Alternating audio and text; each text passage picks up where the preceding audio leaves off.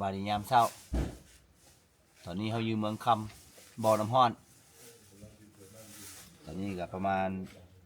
6:30ตื่นละที่ไปอาบน้ำอุ่นก่อนน้ำอุ่นเนี่ยมันเป็นน้ำห้อนเด้เพราะว่าน้ำห้อนมันจะอาบบ่ได้เนาะเดี๋ยวเมนเต้นเมนอย่างแล้วก็ไปอาบน้ำปั่นเช้าเราจะเดินทางต่อไปเมืองหัวเมืองหัวเมืองแขวงหัวพันโอ้สับสนเว้ยชมเนาะมาชมได้แล้วนี่นะมีห้องนอนเขาเนาะกับห่มกับพร้อมบ่นอนกับคักบางทีเด้อใครสนใจก็ติดต่อมาได้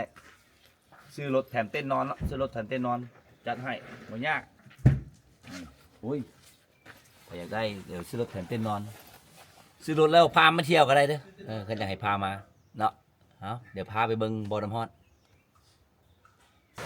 นี่เราอยู่เมืองคำเนาะอยู่โรงแรมบ่อน้ำฮ้อนโรงแรมเนี่ยบุจือโรงแรมเนี่ยบุจือนี่สายน้ำอย่างกับบุจืออยู่แต่ว่าเป็นบ่อน้ำฮ้อนแต่น้ำฮ้อนออกมาจากใส่เขายังบ่ฮู้พอยังไม่ได้ถามเพิ่นแต่สิไปสอบถามกันว่าน้ำฮ้อนมันออกมาได้ใส่เดี๋ยวเขาไปเบิ่งสถานที่ของโรงแรมที่มันเป็นน้ำอุ่นมันมีสระลอยน้ำมันมีบ่อนนอนหลายสิ่งหลายอย่างที่อำนวยความสะดวกให้พวกเราเนาะเดี๋ยวไปเบิ่งกันอันนี้ก็เป็นสระอาบน้ำของโรงแรมเนาะเป็นน้ำฮ้อนนี่น้ำอุ่นเหมือนน้ำฮ้อนเลยอุ้ย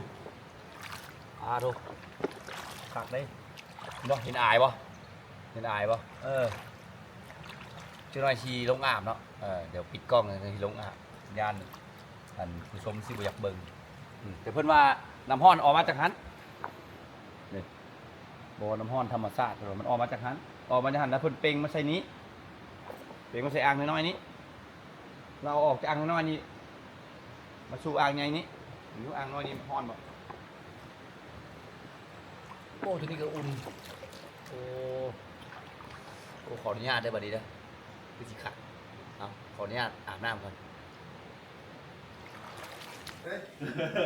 มาซาเสียใจเบิ่มซ้ำให้น้ำฮ้อนก็ไปอาบมาแล้วเนาะน้ำอุ่นน้ำฮ้อนมันอาบก็ได้อาบน้ำมาแล้วก็มากินข้าวเช้าเนาะนี่อาหารเช้าอาหารออฟโร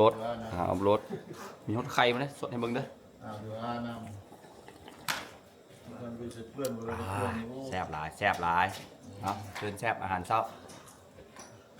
กินไปบูอยากกินบ่แซ่บนะโอ้อยากเข้ากล้องอีกโอ้มีคนอยากเข้ากล้องน้ำอีกอยากจะกินผู้เดียวแซ่บเนาะคือมาผู้เดียวอยู่เนาะบ่ได้คือมาคนเดียวตายรวมในก็บ่ได้เนาะนั่นก็จมเนาะอยากออกกล้องรวมในก็บ่ได้กูอยากกล้องเดียวนะเอาละเพิ่นสิหิวน้ำเฮา